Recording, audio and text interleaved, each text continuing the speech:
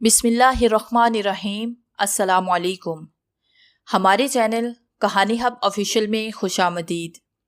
नाजरीन, मैं आज आपके लिए इंतहाई खौफनाक और दिलचस्प कहानी लेकर आई हूँ, लेकिन कहानी शुरू करने से पहले आपसे गुजारिश है कि अगर आपने हमारा चैनल सब्सक्राइब नहीं किया तो आप हमारे इस चैनल को सब्सक्राइब कर लीजिए और बेल आइकन को भी प्रेस कर लें ताकि हर नई आने वाली वीडियो बआसानी आप तक पहुँच सके। आज अमावस की रात मुजरम की फांसी का दिन था। शहर भर में सनसनी फैली हुई थी। मुल्क भर के अखबारात शह सुर्खियों से भरे हुए थे। एक शख्स ने 40 सरकर्दा और बासर तरीन अफराद, जिनमें सियासतदान, ब्यूरोक्रेट्स और रियास नगर को बसाने वाले अकाबरीन शामिल थे, उन सबको एक वीरान हवेली में मुनकिद निजी महफिल में बुला के खंजर घोम घोम के हलाक कर दिया था। सबसे तकलीफदेह बात ये थी कि मकतूलीन में कातिल का सगा बाप और भाई भी शामिल था। कातिल ने सबसे बुरा हाल अपने बाप की लाश का किया था। रिपोर्टर्स के मुताबिक उसने अपने बाप को सबसे आखिर में सबसे अजियतनाक अंदाज में कत्ल किया था। उसने इसके हाथों की उंगलियों को धीरे धीरे एक एक करके काटा और साथ साथ चबा के खाता रहा था। उसके बाद उसने उसके कलेजे को चाक करके दांतों तले चबाया और सबसे आखिर में उसकी आंखें निकाल कर चबा ली थी। मौके वारदात पर पहुंचने वाले पुलिस अफसरान और पैरामेडिकल का अमला इस कत्ल की वारदात से इतना दहशतज़दा हुआ था कि अब तक वो माहिरीन नफ्सियात के साथ सेशंस करवा रहे थे। उनमें से कई अफसरान ने पुलिस की नौकरी से इस्तीफा दे दिया था। पुलिस के 2 आला अफसरान ने जहनी दबाव से तंग आके खुदकुशी भी कर ली थी। रियास नगर पे खौफो दहशत का पहरा था। कातिल के मुहर्रिक को समझने से सब लोग कासिर थे। इस हकीकत से भी पर्दा उठाया नहीं जा सका था कि 40 लोग एक फर्द वाहिद के सामने बेबस कैसे हो गए थे। एक फर्द वाहिद ने सफाक बेड़िए की तरह किस तरह इतने बड़े रेबर का शिकार किया था। इन सवालात के जवाबात किसी के पास नहीं थे। माहिर नफ्सियात नैना आलम ने मुजरम के साथ कई सेशंस किए, मगर वो भी हकीकत पर से पर्दा उठाने से कासिर नजर आती थी। मुजरम की याददाश्त मुकम्मल तौर पे मिट चुकी थी और वो वारदात के मुतालिक कुछ भी बताने से गुरेज़ा नजर आता था। आज पहली बार फांसी देने वाला जलाद इबाद भी मुतज़लज़ल था। उसकी जिम्मेदारियों में से एक जिम्मेदारी मौत की सजा पाने वाले मुजरिमों की देखभाल भी थी। इसलिए वही मुजरिम काल कोठरी में खाना भी पहुंचाता था। वो जानता था कि ये मुजरिम आम मुजरिम से जुदा था। उसे अक्सर इस काल कोठरी से एक नौजवान लड़की की बातें करने और हंसने की आवाजें आती रहती थी, जबकि मुजरिम के रोने और आहोजारी की आवाजें आती थी। यूं लगता था जैसे मुजरिम उस लड़की से मुआफी तलाफी करता था, मगर वो इसे बख्शने पे राजी नहीं होती थी। मगर वो जब भी दरवाजा खोलता तो मुजरिम अकेला ही होता। इस काल कोठरी में किसी दूसरे शख्स की मौजूदगी नामुमकिन थी। कुजा एक जवान लड़की। इबाद ने मुजरिम को खाने को हाथ लगाते नहीं देखा था और ना ही वो पानी पीता था। इसके बजाय वो काल कोठरी के चूहे पकड़ के उनके गोश्त से अपनी भूख और उनके खून से अपनी प्यास बुझाता था। वो जल्लाद था और अपने काम के बायस वो एक मजबूत कुव्वे इरादी का हामिल शख्स था। वो जिंदगी में कभी किसी से खौफजदा नहीं हुआ था, मगर अब जिंदगी में पहली बार वो इस सजाए मौत के मुजरिम से शदीद किस्म का खौफजदा था। उसे यकीन हो चुका था कि मुजरिम किसी बदरू के सेरे असर था। मुजरिम ने 1-2 बार उसे भी नुकसान पहुंचाने की कोशिश की थी, मगर इबाद के गले में लोहे कुरानी और उसके जिक्र इलाही के बायस वो उसे छू भी न पाया था। मुजरिम की कोठी से शदीद बदबू के झोंके आते थे। यूं महसूस होता था जैसे कोई मुर्दा वहाँ सड़ रहा था। मुजरिम अक्सर जनाना आवाज में संस्कृत बोलते हुए पाया जाता। इबाद जब भी इस कोठरी में जाता अपने इर्द गिर्द आयतुल कुर्सी का हिसार बांधना नहीं भूलता था। मुजरिम इसे कीना तोज नजरों से घूरता रहता, मगर इसके नजदीक आने की जुर्रत नहीं करता था। आज भी इबाद ने फांसी घाट का जायजा लिया। इसी दौरान में सिपाही मुजरिम को ले आए। आज फांसी घाट में शहर का शहर उमड़ आया था। हुकूमत ने खास इजाजतनामा दिया था कि जितना इस बेड़िए का अंजाम अपनी आंखों से देख सके, बतूरे जलाद उसने मुजरिम को सिपाहियों से वसूल किया और फांसी घाट पे खड़ा करते हुए उससे पूछा, मरने से पहले तुम्हारी कोई आखिरी ख्वाहिश है तो बताओ। मुजरिम ने अपनी सर्द स्याह आंखों से उसे घूरा। इबाद की रीढ़ की हड्डी में ठंडक की एक सर्द लहर दौड़ गई। मुजरिम उसकी हालत देखकर शैतानी अंदाज में हंसा। वो महफूज होते हुए बोला, मैं चाहता हूँ कि मेरी प्रेमिका को मौका दिया जाए कि वो अपनी आप बीती सुना सके। اور آپ سب جان سکے کہ میں نے 40 افراد کو کیوں جاں بحق کیا ہے۔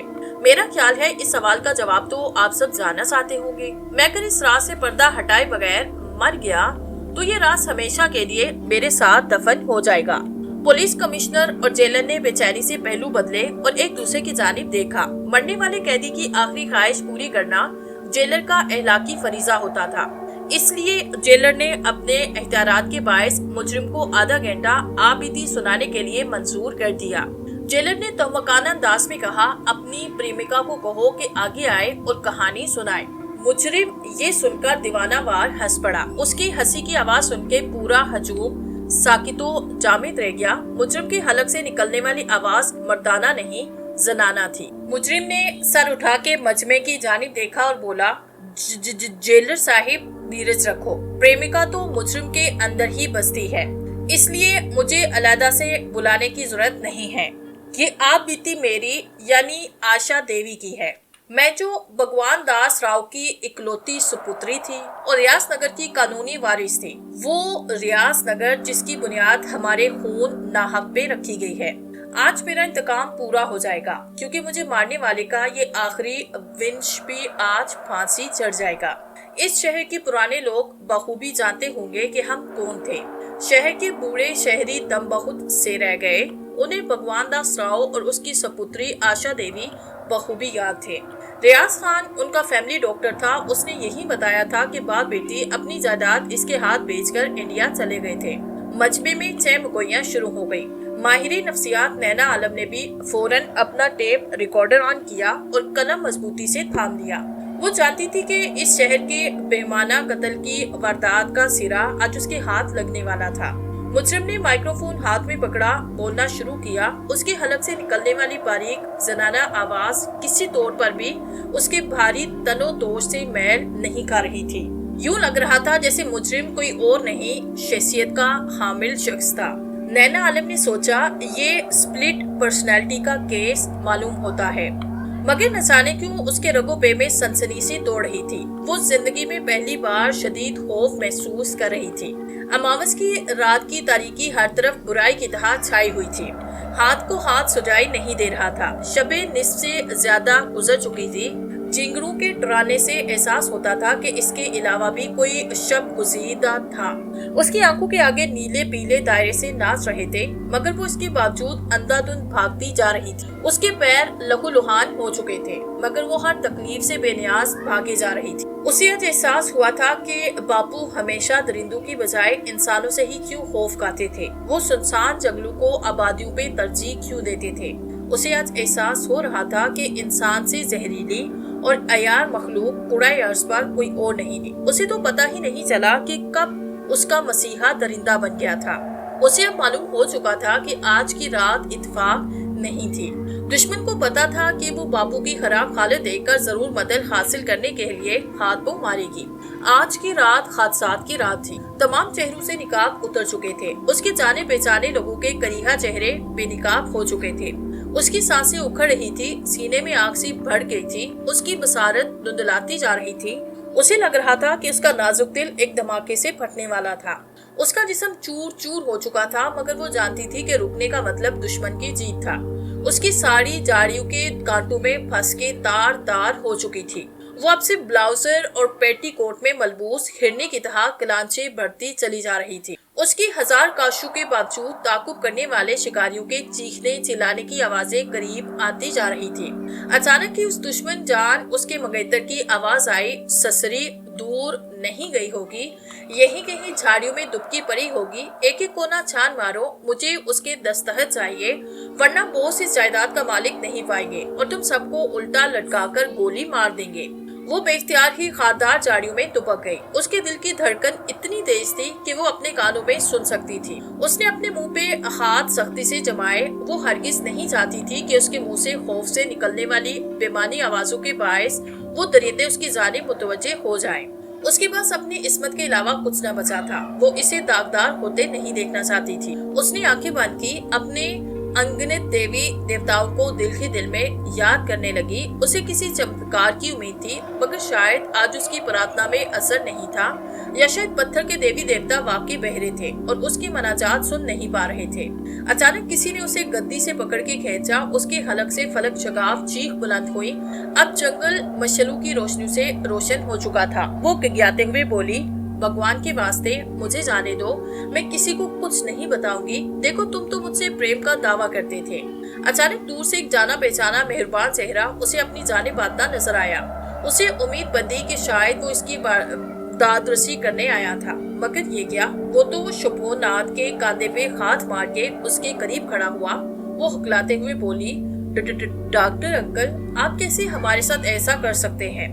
आप तो मेरे बचपन से मेरे बाबू के दोस्त हैं, मेरे बाबू के मित्र हैं। डॉक्टर अंकल मुस्कुराते हुए आगे बढ़े, उसे चमकाते हुए बोले, रानी, तेरे बापू को स्लो पॉइजन भी तो मैं ही सालों से कर रहा था। ऐसे ही तो बुढ़ा बीमार से बीमार तक नहीं होता जा रहा था। मेरी नजर रोजे अव्वल से उसकी जायदाद, रुपए, पैसे और तुझ पे थी। कमबख्त बुढ़ा सांप बन के सब चीजों की हिफाजत कर रहा था। मजबूरन मुझे इंतजार का पर्दा चाह गिर के आज की रात प्लान करनी पड़ी। उसकी आंखें खौफ और दहशत से फैल गई। वो चिल्लाई, ऐसा विश्वासघात तो कोई दुश्मन भी नहीं करता। बुरा डॉक्टर चटहारा बढ़ते हुए गोया हुआ। साला बुढ़ा करोड़ों की जायदाद पे सिंहासन सजाए बैठा था। कहता था ये जंगलात जमीन का जेवर है। अरे भाई, नए शहर की मंजूरी मिले भी तो अब 2 साल बीत चुके हैं, मगर बुढ़ा टस से मस नहीं हुआ। फिर मिनिस्टर साहब के कहने पे हमें शंभूनाथ मिला। वो फटी फटी आवाज में बोली, तो इसका मतलब है कि ये सब मंसूबा था। शंभू, तुम मुझसे प्रेम नहीं करते, सिर्फ मुझे बेवकूफ बनाने के लिए मुझसे नाटक कर रहे थे। शंभूनाथ ने उसके सामने कागज रखे और बोला, रानी, छोड़ फजूल की बकवास। शाबाश, दस्तखत कर दे। अपने बाबूजी की जिंदगी चाहती है अगर तो दस्तखत कर दे। उसने रोते हुए कहा, मैं सिर्फ इस शर्त पे कागजात पे दस्तखत करूंगी कि तुम मुझे बाबूजी को लेकर सुरक्षित यहाँ से जाने दो। मिनिस्टर का चमचा अयाज आगे होके कराते हुए बोला, पागल लड़की, हमसे बहस कर रही है? जल्दी कर, आगे ही तेरे बाप ने हमारा करोड़ों का नुकसान करवा दिया है। मिनिस्टर साहिब हुकूमत से शहर बसाने की मद में कई अरब रुपए ले चुके हैं। उसने नफी में सर हिलाते हुए कहा, जब तक मुझे गारंटी नहीं मिलेगी मैं किसी भी कीमत पे कागजात पे दस्तखत नहीं करूंगी। शंभूनाथ ने मुस्कुराते हुए उसके सर पे हाथ फेरते हुए कहा, रानी, मैं तुझसे प्रेम करता हूँ। मेरी जिम्मेदारी है कि तुझे और बाबूजी को सुरक्षित से यहाँ से भेजना। उसका दिल पत्ते की तरह कांप रहा था। उसे मालूम था कि इसके पास इनकी बातों पे यकीन करने के अलावा कोई चारा नहीं था। वो रोते हुए कागजात पे जल्दी जल्दी दस्तखत करते हुए बोली, हमें क्षमा कर दो, हम यहाँ से कहीं दूर चले जाएंगे। हम कभी मुड़कर यहाँ नहीं आएंगे, कहीं दूर बस जाएंगे। मेरी और मेरे बाबूजी की जान बख्श दो। शंभूनाथ ने कागजात को गौर से देखा और मुस्कुराते हुए बोला, तेरी जैसी सुंदर नारी की बात हम कैसे टाल सकते हैं, परंतु तेरे पिता की तिजोरी का मालो मता कौन हमें देगा। उसने अपने खुश्क लबों पे जुबान फेरी और हाथ जोड़ते हुए कहने लगी, मैं सब कुछ तुम्हें देने के लिए तैयार हूँ, परंतु हमें क्षमा कर दो, हमें जाने दो। शंभूनाथ ने उसे कांधे पे डाला और बोला, चल वापस कोठी में चल, फैसला करते हैं। उसने मचल कर नीचे उतरने की कोशिश की, मगर शंभूनाथ की गिरफ्त बहुत सख्त थी। शंभूनाथ और उसके हवारी जंगली जानवरों जैसी तहा की आवाजें निकालते हुए उनके पीछे पीछे चल पड़े। उसके दिमाग में आंधियां सी चल रही थी। उसके बाबूजी भगवान दास राव एक जद्दी पुश्ती रईस थे। मंदेर के देही इलाके में एक बहुत बड़ी जायदाद के मालिक थे। उनकी जायदाद के बेशतर हिस्से पर घने जंगलात थे। काफी अरसे से कुछ बाअसर लोग एक नए शहर बसाने के नाम पे उनकी जायदाद हड़पने के चक्कर में थे। उनकी जमीनों के बीचों बीच एक बहुत बड़ी झील भी थी, जिसमें दूर दूर से मुर्गाबियों की डारू की डारें आती थी। नायाब किस्म की ट्राउट और दीगर मछलियों की बगदाद थी। जंगल भी जंगली खियात से बड़े थे। इस दौर में जहाँ शेर, चीते नायाब होते जा रहे थे, उनके जंगलात में जानवरों की बगदाद थी।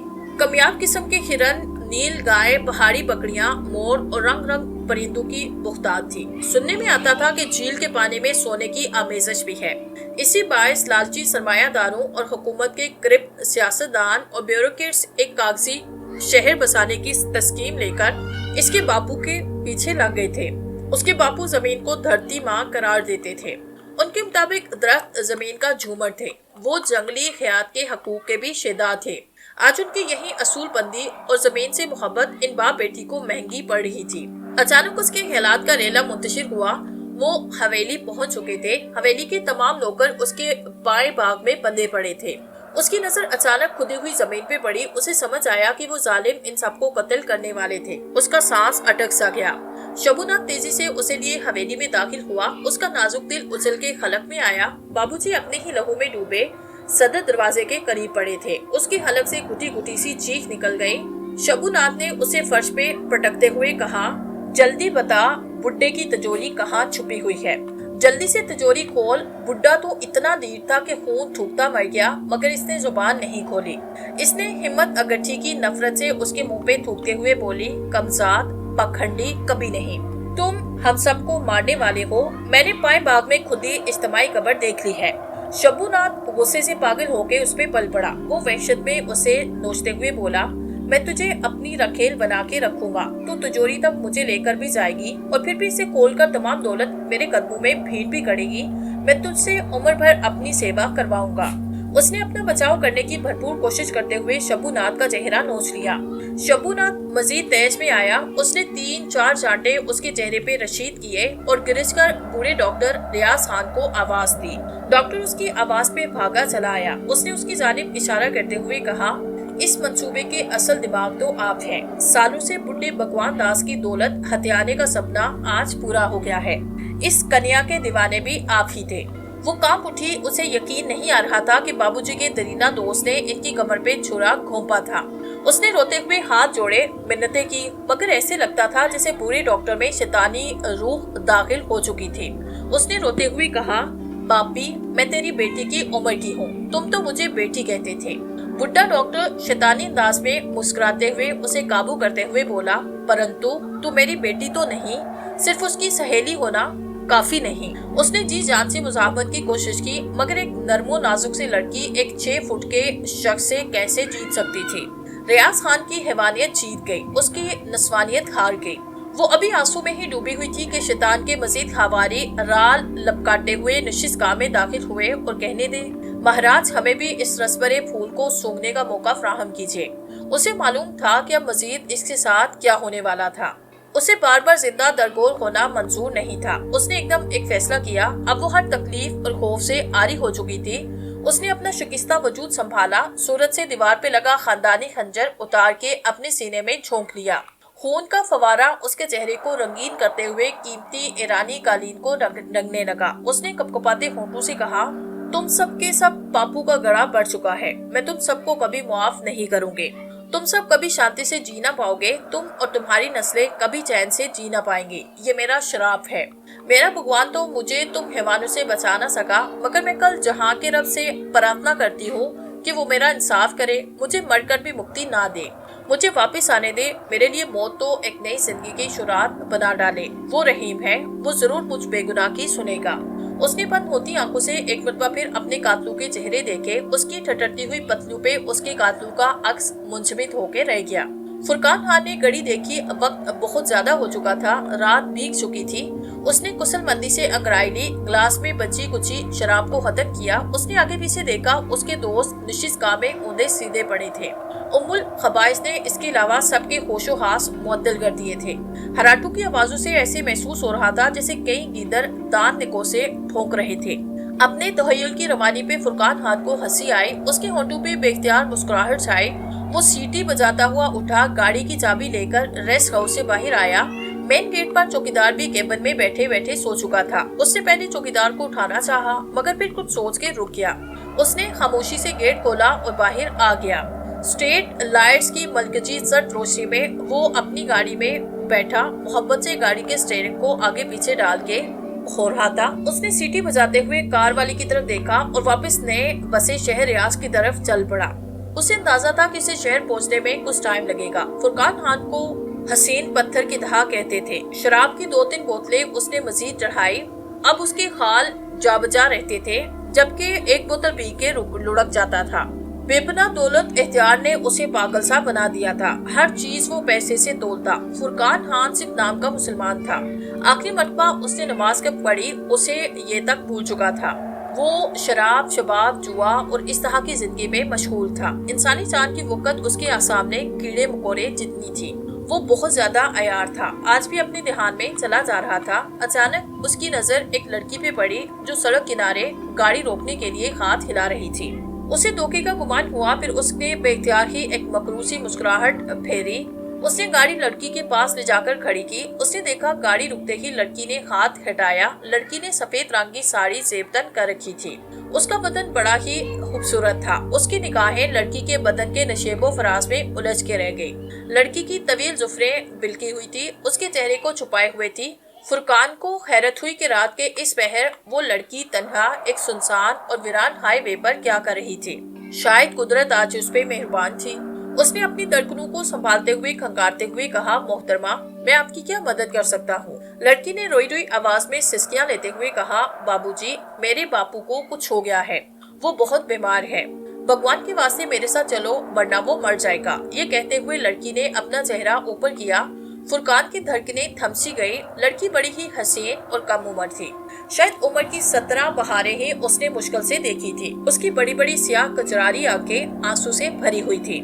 اس کے گلابی ہونٹوں پہ کپکپاہٹ سی تاری تھی۔ اس کے آرس آنسو سے ترد تھے۔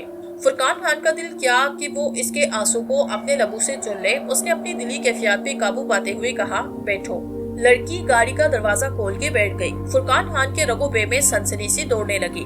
اس نے لڑکی سے راستہ پوچھا، لڑکی کی ہدایات پہ گاڑی گھماتا رہا۔ 1.5 گھنٹے کے بعد وہ لڑکی کے بتائے ہوئے ایڈریس پہ پہنچے۔ اس نے دیکھا ایک عظیم الشان حویلی گھنے جنگل کے بیچوں بیچ بنی ہوئی تھی۔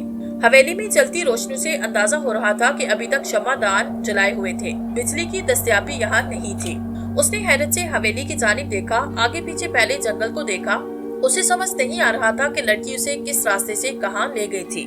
اس کی یادداشت میں اس علاقے میں جنگل اور حویلی کا نام و نشان تک نہیں تھا۔ اس نے حیرت سے لڑکی کو دیکھا اور کہا، یہ کون سی جگہ ہے؟ لڑکی نے بے تکلفی سے اس کا ہاتھ پکڑ کے کہا، بابو جلدی کرو، کہیں انرتھ نہ ہو جائے۔ لڑکی کے ہاتھ بہت سرد تھے۔ اس کے ہونٹوں پہ اب ایک بہت ہی دعوت دیتی مسکراہٹ تھی۔ وہ سحرزدہ سا اس کے ساتھ چل پڑا۔ وہ سب کچھ بھول چکا تھا، بس وہ لڑکی ایک حقیقت تھی۔ وہ لڑکی کے ساتھ حویلی میں داخل ہوا۔ حویلی کی سجدت نرالی تھی۔ اس نے دیکھا جوان اور خوبصورت خادمائیں حویلی میں شمع دان روشن کرتی پھر رہی تھی۔ ان کے ماتھے کی بندیاں اور ساڑی کا ملبوس بتا رہا تھا کہ وہ ہندو خواتین تھی۔ مرد خدام نے اسے دیکھ کے آپس میں خسر پھسر کی۔ فرقان کا دماغ الجھ سا گیا۔ اس نے لڑکی سے کہا، شاید تمہارے والد بیمار تھے تو مجھے مدد کے لیے لے کر آئی تھی، میں ڈاکٹر ہوں۔ لڑکی پر اسرار انداز میں مسکرائی، آنکھیں نچا کر بولی، دیا رے دیا، اتنی بے صبری بابو، دھیرج رکھو، باپو پاس ہی لے جا رہی۔ اس نے ادا سے اس کا ہاتھ تھاما، اسے اپنے ساتھ لے کر ایک کمرے میں داخل ہوئی۔ وہاں ایک معمر شخص بستر پر آنکھیں بند کر کے لیٹا تھا۔ اس نے لڑکی کے کہنے پہ اس کا چیک اپ کیا۔ اسے فوری طور پہ کوئی بیماری سمجھ نہیں آئی، مگر اس نے اسے 1-2 انجیکشن لگائے۔ وہ لڑکی کا اعتماد ہر قیمت پہ جیتنا چاہتا تھا، اس لیے اس نے لڑکی کی جانب دیکھا اور بڑے پیشہ ورانہ انداز میں کہا، مجھے ان کو دیکھنے چند دن روز آنا پڑے گا۔ لڑکی اس کے قریب آ کے اس کے گلے میں بازو ڈال دیے اور مہک کے بولی، یہاں سے جانے کی ضرورت کیا ہے، یہیں رہ جاؤ ہمارے پاس، میں داسی بن کے تمہاری سیوا کروں گی۔ لڑکی کے جسم سے اٹھتی بینی بینی خوشبو اس کے سپردگی فرقان کو کسی اور جہاں میں لے گئی۔ اس نے بولنا چاہا، مگر لڑکی نے اپنے ہونٹوں سے اس کے ہونٹوں کو مہر لگائی۔ وہ بے خود سا ہو گیا۔ وہ ایک روایتی لڑکی سے اس کے باقی کی امید نہیں کر رہا تھا۔ وہ بیرون ملک حسین و جمیل اور دہادار حسیناؤں کے ساتھ رہتا رہا تھا، مگر ایسا نشہ، ایسی بے خودی اسے کبھی نصیب نہ ہوئی تھی۔ اس کے لیے عورت صرف ایک استعمال کی چیز تھی۔ وہ پرانا شکاری تھا۔ اسے یہ اوصاف اپنے باپ ریاض خان سے ملے تھے۔ لڑکی نے گنہری پلکیں اٹھائے، سحرزدہ نگاہوں سے اسے گھورتے ہوئے بولی، میرے پیچھے پیچھے یہ جملے دہراؤ، آشا، میں تمہارے لیے اپنا جسم، اپنی جان، سب کچھ چھوڑنے پہ راضی ہوں۔ تم جب چاہو مجھے اپنے وش میں کر سکتی ہو۔ تمہارا پریم، تمہاری اچھا میرے جیون کا مقصد ہے۔ میرا شریر تمہارا شریر بننے کے لیے حاضر ہے۔ تم جو چاہو مجھ سے کروا سکتی ہو، میں تمہارا غلام ہوں۔ فرقان نے مسکراتے ہوئے سر نفی میں ہلایا، شرارت سے بولا، آشا جی، آپ تو مجھے انگریزی ہارر موویز کی یاد دلا رہی ہے، جہاں کوئی بدرو کسی بھولے بھالے انسان کو قابو میں کرنے کے لیے اسی جملے دہرانے کے لیے مجبور کرتی ہے۔ آپ کی میری ملاقات بھی فلمی ہے۔ اندھیری رات، سنسان ہائی وے پہ جوان لڑکی، کہیں آپ بدرو تو نہیں؟ آشا اسے لگاوٹ سے دیکھتے ہوئے بولی، ارے آپ تو بڑے سمجھدار نکلے، سب حقیقت جانتے ہیں۔ फिर भी मुझसे डर नहीं रहे और न ही भाग रहे हैं। याद रखें, एक दफा ये जुमले कह देते तो आप यहाँ से रुखसत नहीं ले पाते। फुरकान को उसकी इस हिस्से ज़राफत को बड़ी पसंद आई और वो खिलखिला के हंसार बोला, आशा देवी की महान आत्मा साहिबा, मुझे इजाजत दीजिए। मेरे घर वाले मुंतजिर होंगे। मैं कल 2 बजे बाबूजी को देखने के लिए आ जाऊंगा। आशा ने उसे नाराजगी से देखा और उठकर एक जानिब चल पड़ी। फुरकान उसे मनाने की गर्ज से उसके पीछे पीछे चल पड़ा। आशा एक सजी हुई ख्वाबगाह में दाखिल हुई। फुरकान ने उसका हाथ पकड़ा तो वो उस पे ढेर हो गई। फुरकान की तमाम वजाहत और कुव्वते इरादी उसके हुस्ने जहां सोच के सामने बह गई। वो तो वैसे भी उसे हासिल करने के लिए माहिर शिकारी की तरह दाव पेच कर रहा था। ये उसका पुराना असूल था कि सनफे मुखालिफ को इतना तड़पाओ कि खुद ब खुद मछली जाल में फंसने के लिए बेताब होने लगे। फुरकान खान बेख्तियार ही मुस्कुरा उठा। आशा उस पे छा गई, मगर वो बार बार वही जुमले दोहराने की जिद कर रही थी। फुरकान ने सोचा, जब फल खुद मेरी गोद में गिरने को तैयार है तो चंद जुमले कह देने से मेरा क्या जाएगा। उसने आंखें बंद की। उसके बताए हुए जुमले उसके पीछे पीछे दोहराने लगा। अचानक उसे ऐसे महसूस हुआ जैसे उसका इख्तियार अपने जिस्म और जहन से खत्म हो गया हो।